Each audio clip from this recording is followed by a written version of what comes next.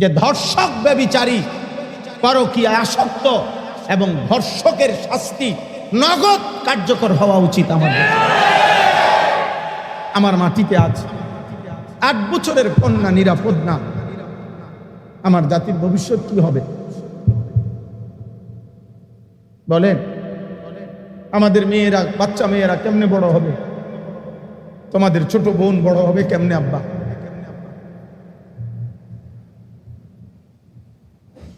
বলো, তোমাদেরও তো অসংখ্য ভাই, তোমাদের ঘরেও তো ছোট বোন আছে।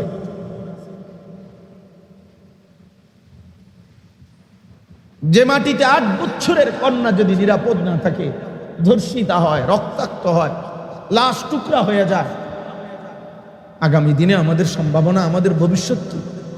আমরা বিল্ডিং করে করবো কি, ব্রিজ করে করবো কি বলেন? বলে আপন ঘর, এক বাসা, এই বাসা আর ওই বাসা, 2 ফ্ল্যাট 2 দিকে, ওই ফ্ল্যাটের এই ফ্ল্যাটের 17 বছরের প্রতিবেশী যদি আপন কন্যার ইজ্জত লুণ্ঠন করে হত্যা করে, 8 বছরের কন্যা। এই জন্য আজ সময়ের দাবি, বেটা ছেলেরা, মুসলমানের নওজোয়ান, তোমরা দাবি করা উচিত আজকে। এটা সরকারি দল বিরোধী দলের বিষয় না, এটা বিএনপি জামাত ইসলামের বিষয় না, এটা এই মাটির 18 কোটি মানুষের দাবি হওয়া উচিত যে ধর্ষক ব্যভিচারী পরকীয়ায় আসক্ত এবং ধর্ষকের শাস্তি নগদ কার্যকর হওয়া উচিত। আমাদের এখন কার্যকর হওয়া উচিত, নাইলে আমার জাতি টিকবে না আব্বা। তোমার ঘরে তোমার বোন আছে, তোমার মেয়ে আছে, কারো নিরাপত্তা থাকবে না, জাতির নিরাপত্তা থাকবে না, সমাজের নিরাপত্তা থাকবে না। তোমরা পাগল হয়ে গেছো, তোমাকে ছেলেদের চেহারা দেখলে বোঝা যায় নারীর নেশা, মোবাইলের নেশা, ছবির নেশা তোমাকে পাগল কুকুর বানায় ফেলছে। আল্লাহ নাই, নামাজ নাই, সেজদা নাই, পাক নাই, নাফাক নাই, কিচ্ছু খবর নাই। সারাক্ষণ কোন দুষ্ট শয়তান বেঈমানে তোমাকে বুঝাইছে যে সারাক্ষণ চুল নিয়ে ব্যস্ত থাকবা। কোন বেঈমানে বলল? পৃথিবীর কোন পাগল তোমাকে বলল যে পুরুষ? আরে পুরুষ তো হলো ওই পাহাড়ের নাম, যে পাহাড় মনের ভিতরে গলে যাবে প্রয়োজনে, কিন্তু পরিশ্রম, শক্ত মাটি ফাইরা যে ফসল উৎপাদন করবে পৃথিবীতে, মানুষের কল্যাণে, যে মানুষের জন্য কাজ করবে, দিবা নিশি ঘাম ঝরাবে, তারই তো বলে পুরুষ। পুরুষ মানুষ এত বিনোদন, পুরুষ মানুষ এত খামখেয়ালি হওয়া, এ তো পুরুষ না, এ তো অন্য জাতি হলে ভালো হইতো, এ তৃতীয় লিঙ্গ হলে ভালো হইতো। দুনিয়াও চিনলা না, আখিরাতও চিনলা না, না নামাজ পড়ো, না কোনো ভালো কোনো উপার্জনের চেষ্টা করো, কিছুই না। তাহলে এর চাইতে তো তৃতীয় লিঙ্গের মানুষ হইলে ভালো ছিল। তৃতীয় লিঙ্গের যেগুলা, ওইগুলা না সারাক্ষণ সাজে, হিজরা মানুষ যেগুলা, হিজরা, ওইগুলা না বেটা সারাক্ষণ সাজগুজ করে, ওইগুলা না সারাক্ষণ পেখন করে, ফ্যাশন করে, দোলে লড়ে, কিরকম করে না করে। তুমি তো পুরুষ, তুমি নওজোয়ান, তুমি পৃথিবী গড়বা, তুমি এই সুন্দর সমাজ গড়বা, মানুষ তোমার কাছ থেকে নিরাপত্তা পাবে, সাহসের কথা শুনবে, অসহায়, অভাবী, দুস্থ, পীড়িত, বিপদগ্রস্ত মানুষ আশ্রয় পাবে, যুবক তার শক্ত হাতে আগলায় রাখবে, মায়ের ইজ্জতের পাহারাদারি করবে, বোনের ইজ্জতের পাহারাদারি করবে। কথা তো ছিল এই বাবা। 17 বছরের মুসলিম যুবক মোহাম্মদ ইবনে কাসেম এক বোনের ইজ্জতের বদলা নেওয়ার জন্য আরব দেশ থেকে এসে আমাদের এই হিন্দুস্তান, ভারতে প্রথম আক্রমণ করেছিলেন 712 খ্রিস্টাব্দে। সেই হাত ধরেই, ওই 17 বছরের যুবকের হাত ধরেই এই ভারতীয় উপমহাদেশে ইসলাম। বুঝেন নাই? ভারতীয় উপমহাদেশে ইসলাম আজকে এই বাংলাদেশ, ভারত, পাকিস্তানের এই কোটি কোটি মুসলমান, এই দাড়ি, টুপি, এই মসজিদ, মাদ্রাসা, এই আল্লাহর জিকির বন্দিগির সমস্ত আয়োজন ওই 17 বছরের যুবকের হাত ধরে। সেই উদ্বোধন করছে প্রথম রাজা দাহিরকে পরাজিত করে সিন্ধুতে ভারতের কালেমার পতাকা উড়াইছে। হ্যাঁ, আমাদের এই বাংলা মুলুকে সর্বপ্রথম এই মুসলমান, আজকে আমরা যারা, আমাদের পূর্বপুরুষদের অবদান, এর মধ্যে উল্লেখযোগ্য ব্যক্তি ছিলেন ইখতিয়ার উদ্দিন মোহাম্মদ বিন বখতিয়ার খিলজি রহমতুল্লাহ আলাইহি। মুসলিম যুবক তিনি, সুদূর আফগান থেকে এসে এই বাংলাদেশে ইসলামের পতাকা উড়াইছে। আফগান সীমান্ত থেকে আসছেন না, এত লম্বা এত পথ দূরত্বের থেকে আসছেন, আর এত দ্রুত গতিতে ঘোড়া চালাইছেন যে ওনার কাফেলাই উনারে আর ধরতে পারে নাই। সর্বশেষ ওনার সাথে ঘোড়া চালাইয়া 17 জন মাত্র টিকছেন, বাকিগুলো সব পিছনে পড়ে গেছে। রাজা লক্ষণ সেনকে পরাজিত করে তিনি ইসলামের পতাকা এই বঙ্গভূমিকে উড়াইছেন। আমাদের ইতিহাস আছে, আমাদের ইতিহাস সংগ্রামের, আমাদের ইতিহাস ঐতিহ্যের, সব ছিল আমাদের। কিন্তু তোমরা অল্প অল্প কয়দিন হয়, আরে 20 বছর আগে আমরাও বড় হয়েছি বেটা, 30 বছর আগে আমরাও ছোট ছিলাম, কিন্তু তোমরা এখন এসে এক সাইজের ছেলে পেলে যে পরিমাণ অসভ্যতার নোংরামি করছ, এটা গত 30 বছর আগের যুব সমাজ করে নাই। আমি নাফরমানি একসাথে শুরু করি, একটা মহল্লার একজন আরেকজনকে ডাকাডাকি করে তোমরা গুনাহ করছো। 10 জন 20 জন একসাথে মোটরসাইকেলের প্রতিযোগিতা করছো, 10 জন 20 জন একসাথে মোবাইলের প্রতিযোগিতা করছো। এক বাবা ওই দিন আমারে বললেন, কায়দা দিলেন, দিয়ে বললেন, হুজুর আমার ঘরের টাকা, আমার সন্তান, আমার ঘরের জমানো টাকা, ওনার ঘরে দিনদার মানুষ 2 লক্ষ টাকা চুরি করে নিয়া 2 লাখ টাকারই মোবাইল কিনছে, 60টা মোবাইল কিনছে এতে বন্ধু বান্ধব নিয়ে। হ্যাঁ, কসম আল্লাহ, 2 লক্ষ টাকা বাপের চুরি করে 2 লাখ টাকারই মোবাইল কিনা ফেলছে। 7টা মোবাইল কিনছে, বন্ধুদেরকে সবাই দিছে, সবাই মিলে আড্ডা দিবে।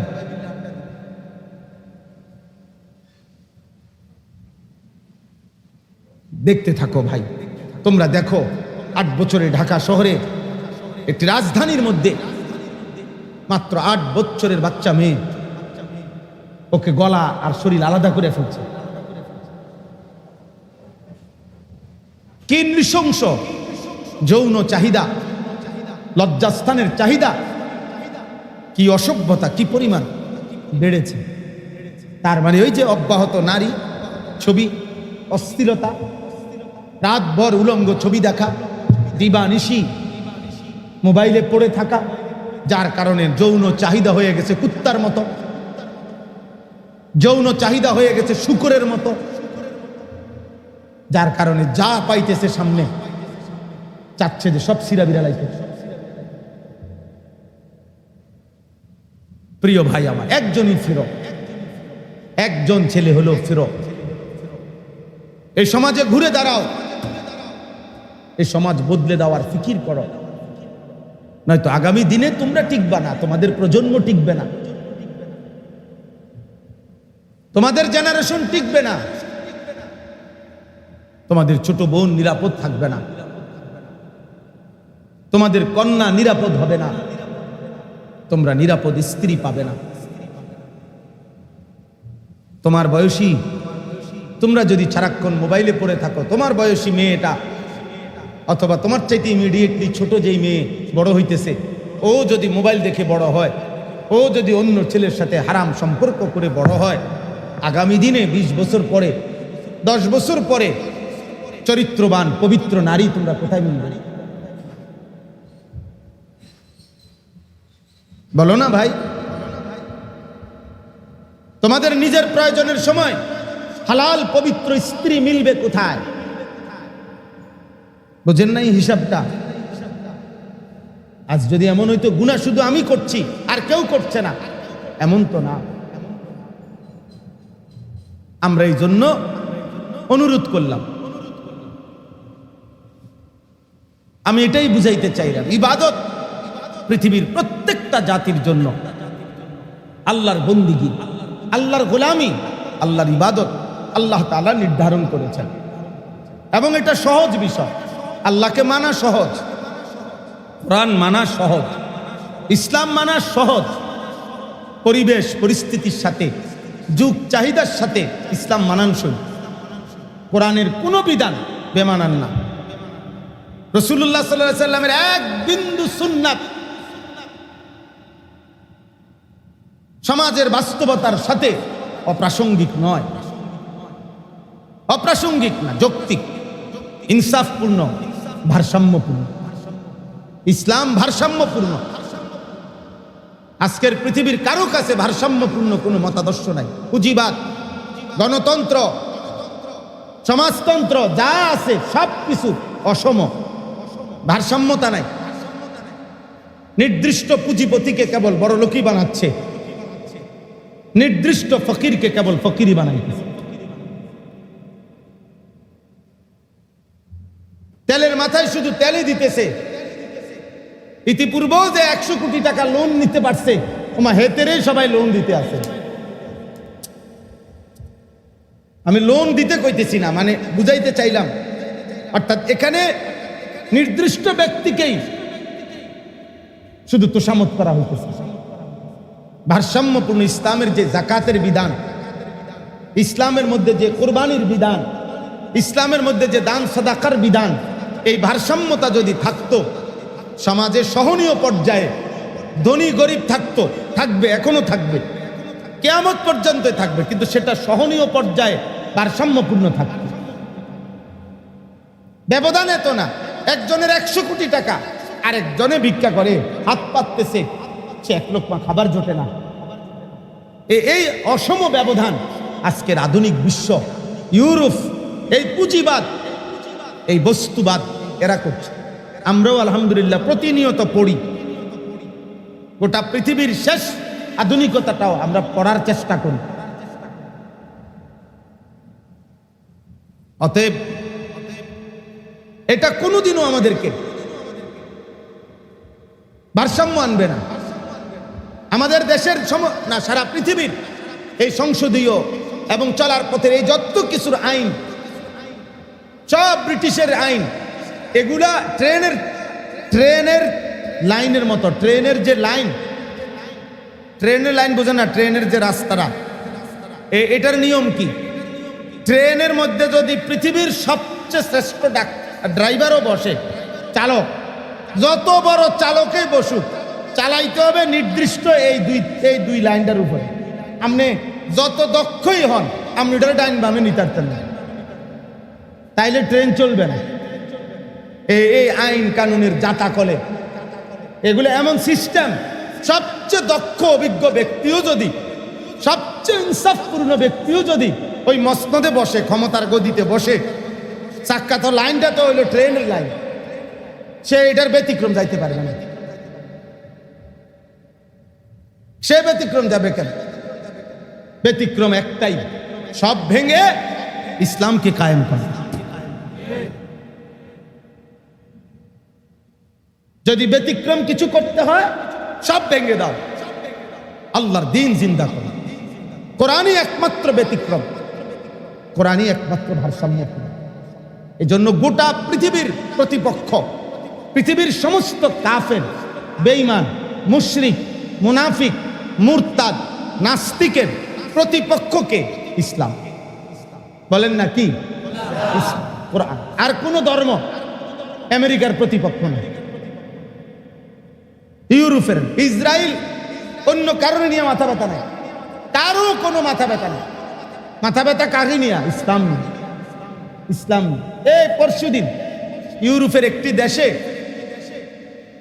নারীরা বিদ্রুপ করার জন্য, এই 2 দিন হয়, আপনার খোলা মঞ্চে, নাচের ওপেন মঞ্চে, ওপেন খোলামেলা, আপনার 3 জন নারী একদম বোরখা পরে, হিজাব পরে একদম আমরা মুসলিম মহিলারা যেভাবে কালো ঢিলে ডালা হিজাব পরে, মুখ চোখ ঢাইকা চোখ খোলা থাকে, এরকম পয়রা স্টেজে আসছে সবার সামনে।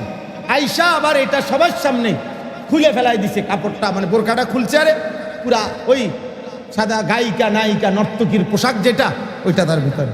এবার সবাই হাসতেছে, হাততালি দিতেছে, মানে বিদ্রুপ করছে ইসলামের বোরখাকে। আর জানে প্রতিপক্ষ ইসলাম। এই জন্য কোনোভাবে সব বিভিন্ন নীতি বাক্য বলে, শুধু ইসলাম আনতে দিতে চায় না। তোমাদেরকে এতগুলো যুবক চেষ্টা করলে, সবাই মিলে উদ্যোগ নিলে নামাজি কেমনে বানানো যায়, নামাজি হলেই খোদার কসম সে চরিত্রবান হবে, এতে কোনো সন্দেহ নেই। আল্লাহ কোরআনে ওয়াদা দিয়েছেন, ইন্নাস সালাতা তানহা আনিল ফাহশাই ওয়াল মুনকার। আল্লাহর ওয়াদা এটা, নিশ্চয়ই নামাজ সমস্ত অশ্লীলতা এবং গুনার কাজ থেকে বিরত রাখে। তাহলে একসাথে তো আল্লাহ একটাই প্রেসক্রিপশন দিছে, এই জন্য সর্বাত্মক চেষ্টা। আজকে বাপের জেহান থেকে ভুলাই দিছে। দুঃখের বিষয়, বেঈমানের সফলতা এটা। আজকে মুসলমানের বাপ তার 18 বছরের ছেলেটা নিয়া, 20 বছরের ছেলেটা নিয়া পেরেশান, তারে বিদেশ পাঠাইব কোন দিন। প্রত্যেক দিন ওই বেটার বাড়ি যায়, বিষয় চিনি খবর লয়। প্রত্যেক দিন সময় দিছে 12 দিন, 12 দিনের মধ্যে 12 লক্ষ টাকা ঋণ কইরা হোক, সুদে হোক, কিস্তিতে হোক, বিদেশের টাকা ব্যবস্থা হয়ে যায়। বাপের মাথা তো হইল বিদেশ, টাকা, সম্পদ, মায়ের মাথা তো সম্পদ, কিন্তু ছেলেটা নামাজ পড়ে না। এই নিয়ে বাপেরও কোনো চিন্তা নাই, মারও কোনো চিন্তা নাই। সারাক্ষণ বিদেশ যাওয়ার 1 ঘন্টা আগ পর্যন্ত 24 ঘন্টা মোবাইলে নারী ছবি, নর্তকী, উলঙ্গ ছবি দেখে। চুল দেখে মা বাপ বুঝে এটা কোনো মুসলমানের চুল না। সারাদিনের বেনামাজি জিন্দিগি দেখে বুঝে এটা একটা জানোয়ারের জিন্দিগি।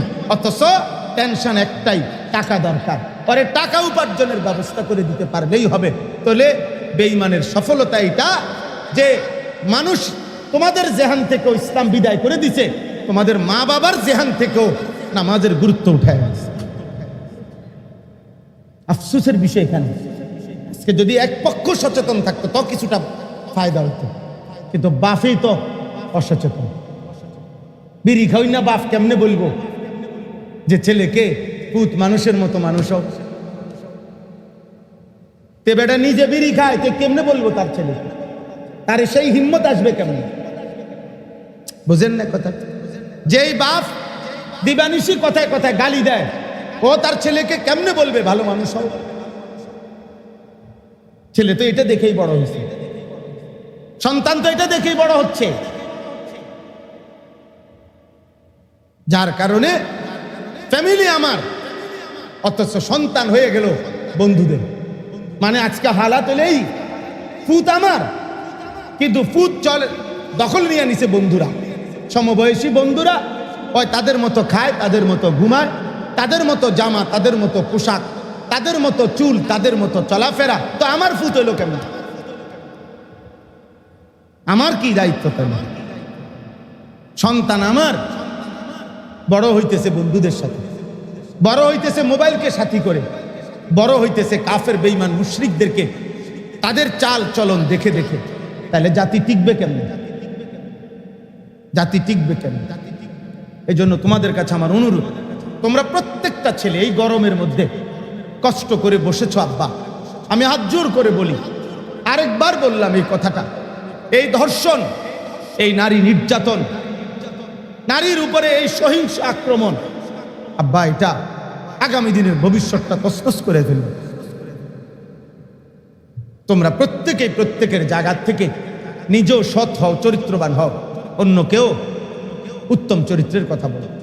কোনো তোমার সমবয়সী কোনো বন্ধু কোনো মেয়েকে দেখলে বিশ্রী কোনো কথা বলছো, তারে তুমি ফিরাও, তারে উৎসাহ দিও না, তুমিও তার সাথে হাসি দিও না, তুমিও তার সাথে তাল দিও না। আগামী দিনে সে তোমার বোনের সাথে বিদ্রুপ করবে, তুমি জানবেও না। একদিন সে তোমার বউ নিয়ে টান দিবে, তুমি জানবাও না। একদিন শুনবা তোমার বউ ভাগায় নিয়ে গেছে বন্ধু। এই জন্য আমি বললাম তোমরা যে দূর বুঝো বুঝো, কিন্তু তোমাদের কাছে অনুরোধ, এক বন্ধু আরেক বন্ধুকে অশ্লীলতা থেকে, গুনাহ থেকে, নারীকে কেন্দ্র করে অসভ্যতা নোংরামি থেকে ফিরাও। তুমি জানো সে একটা হারাম মেয়ের সাথে প্রেম করে, তুমি তাকে ফিরাও, চেষ্টা করো। তুমি তাকে বুঝাও, বলো তাকে ভাই এটা উচিত না, উচিত না। রাস্তার কোনো মেয়েকে দেখে বিদ্রুপ করছে, তুমি তাকে ফিরাও। দুই চারজন হাসে, দুই চারজন হাসে হইল প্রতিবন্ধী, মানে নাফরমান বুঝে আমারে বলতেছে, ও বুঝছে আমারে বলছে, আর আমি হুজুর বদলাবো না। হায় আফসোসের বিষয়, জীবন একদিন থামবেই। হাসির জীবনও থামে, কান্নার জীবনও থামে। মৃত্যু একদিন থামাবেই আমাদেরকে, উল্লাসে কিংবা বেদনায়, হাসি কিংবা কান্নায়, রাতে কিংবা দিনে, একদিন মৃত্যু থামায় দিবে। রাজপ্রাসাদ থেকেও কবরে নিবে, কুড়ে ঘর থেকেও একদিন কবরে নিবে। সুখের দুনিয়াও শেষ হয়, দুঃখের দুনিয়াও শেষ। তুমিও থেমে যাইবা, আমিও থেমে যাব, নিশ্চিত, কোনো সন্দেহ নাই। আমরা প্রত্যেক, আপনারা যারা বাবা আছেন, আপনারা আরেকটু সচেতন হন। চাচারা, শুধু ছেলেটার বাড়ি, ছেলে মেয়ের শুধু বাড়ি, শুধু টাকা, শুধু বিদেশ, আল্লাহর দোহাই একজন মুসলমানও যদি বুঝেন এটুকু আপনি বাবার মিলানো দায়িত্ব শুধু না, আপনি চোখের সামনে দেখতেছেন আপনার ঘরে ঘুমাইয়া এক ওয়াক্ত নামাজ পড়ে না, আপনি ফিরান তারে, আপনি তারে বুঝান, তার সামনে আপনি চোখের পানি ফেলে কাঁদেন। স্ত্রীকে বলেন, স্ত্রীকে বলেন, মেয়েটাকে বলেন, ছেলেটাকে বলেন যে মা, ছেলেকে বলেন বাবা, দিবানিশি তুমি এই মোবাইল দিয়া কি করো, কি দেখো আব্বা, ওর সাথে কথা বলেন। তার চুলটা দেখে আপনি বুঝেন না, আপনি কি দেখেন না কোন আলেমের চুল এমন, আল্লাহর কোন প্রিয় বান্দার চুল এমন, তা আপনি কি তারে আপনার সন্তানকে ফিরাবেন না? আমার বড় ভাই আলহাজ হজরত মাওলানা মাহবুবুর রহমান আশরাফি, আমার বড় ভাই, আমার উস্তাদ, ওই যে আমার ছাত্র মাওলানা সারওয়ার, তোমারে কি নামে চিনে এখানে? এই নামে আতিক হুজুর, এই যে ধনুসারা মাদ্রাসার যে উস্তাদ আপনাদের, ও তো আমার ঘনিষ্ঠ ছাত্র, একেবারেই ঘনিষ্ঠ, অনেক প্রিয় ছাত্র সে আমার। আপনাদের এই মাদ্রাসার উস্তাদ ফাজিল মাদ্রাসা, এখন কি ফাজিল না কামেল? ফাজিল মাদ্রাসা। আমি ওই মাদ্রাসার মাহফিলেও আসছিলাম অনেক আগে, মনে হয় একবার। ডিম ডুব কি কি বিক্রি হয়েছিল, অনেক লম্বা বয়ান হয়েছিল, আলহামদুলিল্লাহ। তো এ ভাইয়া, ওরও উস্তাদ, আমার ভাই, আমারও উস্তাদ। আমার একবারের চুল 3বার কাটাইছে, একবার চুল আবার পাঠাইছে সেলুনে, আবার পাঠাইছে, বলছে একটু 19-20 মানে হাতে লাগে, সামনে পিছনে সমান হয় নাই। খোদার কসম ভাই, 3বার চুল কাটাইছে, 3বারই চুল কাটছি। হ্যাঁ হ্যাঁ, আমার জীবনে আমি একবার শুধু একটা রং পাঞ্জাবি, এ শুধু বুতামের এদিক দিয়ে একটু এম্বোটারি করা ছিল, ওই যে ওর এম্বোটারি যেমন, একটা পাঞ্জাবি পরছিলাম জীবনে একবার। এটা হারাম না, নাজায়েজ না, কিন্তু আমার ফ্যামিলির কেউ কোনোদিন পড়ে নাই। বড় ভাই পরা অবস্থায় গায়ের জামা, গায়ে অবস্থায় ছিঁড়া, টুকরা টুকরা করে ফেলাই। আমরা ধরতে হবে আমাদের সঙ্গে, আমরা ফিরাইতে হবে। অভিভাবক যারা আছেন, আপনি আপনার বড় ভাই, আপনি বড় ভাই আপনার ছোট ভাইকে আপনি ফিরান। মানুষের বাচ্চা আর ছাগলের বাচ্চা এক না, মানুষের বাচ্চা আর গরুর বাচ্চা এক না। গাভীর বাচ্চা সারা গ্রাম ঘুরায়, গাভীর বাচ্চা সারা গ্রাম দৌড়ায়, অসুবিধা নাই। দুধ খাওয়ার ব্যবস্থা হইলেই হয়েছে, ঘাস কদ্দুরের ব্যবস্থা হইলেই হয়েছে। এর কোনো আখলাকের বিষয় নাই, তার কোনো চরিত্রের কিছু নাই, তার কোনো পাক নাফাকের কিছু নাই, তার কোনো হালাল হারামের কিছু নাই। কিন্তু মানুষের বাচ্চা কি এমন? কথা বলেন না কেন? শুধু খাবারের ব্যবস্থা হইলেই মানুষের বাচ্চা যথেষ্ট? কথা বলেন না কেন? শুধু শোয়ার ব্যবস্থা হইলেই যথেষ্ট? তো তার আখলাক, তার চরিত্র, তার ঈমান, তার ইসলাম, তার নামাজ, তার পাক নাফাক, তার হালাল হারাম, তাকে অভিভাবক, এজন্যই তো আল্লাহ দিছে অভিভাবক। সে শিখাবে তাকে, তাকে ধরে রাখতে হবে, তাকে ফেরাইতে হবে, তাকে বুঝাইতে হবে। এটা জরুরি আমাদের জন্য। আপনারা বুঝতে চাচ্ছেন না, সমাজের এই জন্য মুশকিল বহুত নিচে নেমে গেছি আমরা। ইবাদতবিহীন মুসলমান হয় না। এই চলেন আমি আপনাদের কাছে এই কয়েকটা আয়াতের তর্জমা বলি, তাইলে আমার কথা শেষ। এই অল্প কয়েকটা আয়াত আমি পড়ছি, এতক্ষণের এতগুলো চিল্লানো, এই সবগুলো কথার দ্বারা আমার উদ্দেশ্য হলো, এক নাম্বার হলো, ছেলেরা তোমাদেরকে বলি, বাপ এমন সুন্দর নিজের জীবন নষ্ট করো না। চরিত্রহীন অসভ্য জীবন, আল্লাহ নাই, নামাজ নাই, সেজদা নাই, পাক নাফাকের ধার ধারণা, মোবাইল, নারী, ছবি, মদ, জুয়া, অশ্লীলতা, বেহায়াপনা আব্বা করো না। ওই হাদিস শেষ করতে পারি নাই। হযরত আবু দারদা বলছেন আমাকে নবী তিনটা উপদেশ দিছে। এক নাম্বার, মরে গেলেও শিরিক করো না। দুই নাম্বার, কোনো অবস্থাতেই ফরজ নামাজ ছেড়ে দিও না। তিন নাম্বার কি? তিনটা কথা বলছে না। তিন নাম্বার হলো লা তাশরাবিল খামরা, কোনো অবস্থাতেই মদ পান করো না, নেশা করো না। ফা ইন্নাহা মিফতাহু কুল্লি শার, নবীজি বলেন কেননা মদ, নেশা পৃথিবীর সমস্ত খারাপের মূল চাবি। মদের আড্ডা, জুয়ার আড্ডা। নবীজি বলছেন সাল্লাল্লাহু আলাইহি সাল্লাম, আশ্চর্য কথা শুনবা বাবা, ছেলেরা বাপ শুনো। নবীজি সাল্লাল্লাহু আলাইহি সাল্লাম বলছে যে নারীর সাথে জিনা করে, হারাম অপকর্ম করে এবং মদ পান করে, এই দুইটি পাপ। মান জানা ও শারিবাল খামরা, যে জিনা করে এবং মদ পান করে, খোদার কসম আল্লাহর নবী বলেন, আমার কাছে বিশুদ্ধ আরবি তাফসীর আর তাফসীরুল মুনির, এই তাফসীর আমি নিজে পড়ছি। নবীজি বলেন আল্লাহ তাআলা যে মদ পান করে, যে নারীর সাথে হারাম কাজ করে, আল্লাহ তাআলা ওই মুহূর্তে, ওই অপকর্মের পূর্ব মুহূর্তে আল্লাহ তাআলা তার দিল থেকে ঈমান, তার ঈমানটা এভাবে টেনে বের করে ফেলে, মানুষ তার গায়ের জামা যেমনে খুলে ফেলে। নাজা আল্লাহু মিন কলবিহিল ঈমান, আল্লাহ তার কলজা থেকে ঈমান বাইর করে ফেলে। আল্লাহ যেন বলে নারীর সাথে এখন অশ্লীল কাজ করবি, প্রেম করবি, তো আয় বান্দা, আমার ঈমানটা আমারে দিয়ে যা, যা এবার যা, তুই নারীর সাথে যেটা মন চায় ছবি দেখ, নয়তো নর্তকী দেখ, নয়তো নাচ, নয়তো জিনা কর, নয়তো ব্যভিচার কর, যা বেরো, ঈমান দিয়ে দে।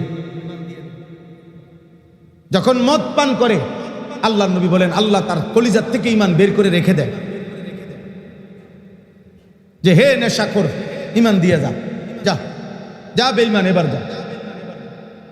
কি ভয়ঙ্কর কথা! এই ঈমান যদি আর ফেরত না যায়, যদি আর তওবা না জুটে, কি হবে তখন বলেন? আল্লাহ আমাদেরকে হেফাজত করেন। চলেন এবার এই তর্জমাগুলো শুনেন, তাইলে আমার কথা শেষ। 17 নম্বর পারা, 22 নম্বর সূরা, সূরায়ে হজ। আর অল্প একটু সবাই মনোযোগ দিয়ে শুনেন। আল্লাহ তাআলা বলেন ওয়ালিকুল্লি উম্মাতিন জাআলনা মানসাকান, প্রত্যেক যুগে, সর্বযুগে, সকল উম্মতের জন্য, সকল জনগোষ্ঠীর জন্য, পৃথিবীর সমস্ত মানুষের জন্য, সম্প্রদায়ের জন্য আমি আল্লাহ তাআলা মানসাক নির্ধারণ করেছি। মানসাক একটি শব্দ, তর্জমা কি বলতেছি, আগে কথাটা এমনি বুঝলেন। প্রত্যেক জাতির জন্যই রয়েছে আল্লাহর পক্ষ থেকে মানসাক। কি রয়েছে বলেন না, কি রয়েছে? এই শব্দটির তিনটা অর্থ। এক নাম্বার হজ, দুই নাম্বার কোরবানি, তিন নাম্বার ইবাদত। তিন নাম্বার কি? ইবাদত। তাহলে অর্থ হইল আল্লাহ বলেন প্রত্যেক জাতির জন্য আমি হজ্জের বিধান রেখেছি। দ্বিতীয় অর্থ, প্রত্যেক জাতির জন্য আমি কোরবানির বিধান রেখেছি। তৃতীয় অর্থ, প্রত্যেক জাতির জন্যই আমি আল্লাহ ইবাদত রেখেছি। তাহলে ইবাদতবিহীন পৃথিবীতে আমার কোনো মানুষ হয় না। পৃথিবীর কোনো যুগে আমি মানুষ বানাইছি, অথচ সে কোনো ইবাদত করতে হবে না, এমন হইতে পারে না। কোরবানি সব যুগে, হজ সব যুগে, ইবাদত সব যুগে। এবার আল্লাহ বলেন এই সর্বযুগে হজ বলেন, কোরবানি বলেন, অথবা সকল ইবাদত বলেন, কেন দিছি? আমি ইবাদত কেন দিলাম? আল্লাহ তাআলা বলেন, ওই বাবা বসো না, তোমরা বসো, আব্বা বসো। জি, তো আরেকটু তাহলে সর্বযুগে আমি ইবাদত দিলাম কেন? আল্লাহ তাআলা বলেন লিয়াযকুরুসমাল্লাহ, এই কথাইটাই বলছিলাম। প্রত্যেক যুগে ইবাদতের উদ্দেশ্য আল্লাহর স্মরণ। কার স্মরণ? আল্লাহর জিকির। বান্দা নামাজ পড়বে মানে আমার জিকির করবে, রোজা রাখবে মানে আমার জিকির করবে, হজ করবে মানে আমার জিকির করবে, যাকাত দিবে আমার স্মরণ করবে, কোরবানি করবে আমার স্মরণ করবে। তাহলে সর্বযুগে আল্লাহ তাআলা বান্দার কাছ থেকে ইবাদত চায়, আল্লাহর স্মরণ, আল্লাহর জিকির চায়। এই জন্য ওই মানুষের জীবন কোনো জীবনই না যে জীবনে ইবাদত নেই, যে জীবনে আল্লাহর নাম নাই, যেই জবানে আল্লাহর নাম নাই, ওটা কোনো মানুষে না, ওইটা কোনো মানুষের না, ওইটা কোনো মানুষের না। এই জন্য কোরআনে আল্লাহ তাআলা বেঈমানকে বলছে জানোয়ার। কোরআনের মধ্যে আল্লাহ তাআলা স্পষ্ট বলছে বেঈমান মানেই জানোয়ার। উলাইকা কাল আনআম, এটা জানোয়ার, ওইটা জানোয়ার। আরো মারাত্মক কথা আছে কোরআনে, আরো বরং কথা আছে। আল্লাহ তাআলা বলছে আল্লাহর হুকুম বাদ দিয়ে নিজের মতো যে চলে, খোদার কসম আল্লাহ বলছে তার জিন্দেগি কুত্তার জিন্দেগি, কুত্তার জীবন, কুত্তার জিন্দেগি, এটা কুত্তার জিন্দেগি। ওয়াত্তাবা হাওয়াহু ফামাসালুহু কামাসালিল কালব, কোরআন শরীফের আয়াত। এজন্য সেজদাবিহীন ছেলেরা, যাদের কপালে মুসলিম পরিচয় থাকার পরেও কপালে যাদের সেজদা নাই, তো তোর জীবন কুত্তার জীবন। আমি বললাম আমার নাম আনিসুর রহমান, আমি বলে গেলাম, তোর মালিক বলছে যে তোকে সৃষ্টি করেছে, সে বলেছে তোকে আমি বানাইছিলাম মানুষ, কিন্তু তুই আমারে সেজদা দিলি না, তো মনে রাখিস এখন থেকে তোর জিন্দেগি কুত্তার জিন্দেগি। ইবাদতবিহীন জীবন কুকুরের জীবন, জানোয়ারের জীবন। আল্লাহবিহীন জীবন জানোয়ারের জীবন। এত যে জীবনে আল্লাহ নাই, যে জীবনে সেজদা নাই, সে জীবনে মানুষের পরিচয় নেই, মানুষের পরিচয় নেই। খাইতেছো, ঘুমাইতেছো, পেশাব পায়খানা করতেছো, নারী দেখতেছো, যৌন চাহিদা পূরণ করতেছো, খালাস। এইটুকু চাহিদা কুকুর বিড়ালেরও পূরণ হয়। প্রতিটা কুকুরও খায়, ঘুমায়, পেশাব পায়খানা করে, কুকুরেরও যৌন চাহিদা পূরণ হয়। নাই তো কুকুরের বাচ্চা হয় কেমন, শুকুরের বাচ্চা হয় কেমন? যদি লজ্জাস্থানের চাহিদা পূরণ না হতো, তাহলে এটুকুর নামই জীবন নয়। জীবন মানে মুমিন, মানুষের জীবন মানে ইবাদত, মানুষের জীবন মানে কি বলেন না? বন্দিগি, গোলামি। ওমা খালাকতুল জিন্না ওয়াল ইনসা ইল্লা লিয়াবুদুন, এটাই তো অর্থ। বানাইছি তো ইবাদতের জন্য, তো যে জন্য বানাইছি ওইটা যদি কাম না দেয়, ওই উপকার না দেয়, তো আর কি বানাইলাম? এখন এই মাইকের এইটা মাউথ, এটা যদি বানাইছেই আমার কথার আওয়াজ আপনাদের কাছে পৌঁছাবার জন্য, এখন এটা যদি 1000 বার বলার পরেও এটা যদি আওয়াজই না যায় এটা দ্বারা, তো মানুষ কি বলবে? যে তোর এটা মাইকও না, মাইকের জাতন। তাহলে যেই মানুষের মধ্যে ইবাদত নাই, ও মানুষও না, মানুষের জাতন, মানুষের জাত নাই। এই জন্য আল্লাহ তাআলা বললেন অলিকুল্লি, বসেন একসাথে করে দেবেন, আরামসে বসেন। অলিকুল্লি উম্মাতিন জাআলনা মানসাকান, প্রত্যেক জাতির জন্য আমি আল্লাহ ইবাদত দিয়েছি। কি দিয়েছি বলেন না? কুরবানি, হজ, ইবাদত। কেন? বান্দা যেন আমার নাম স্মরণ করে।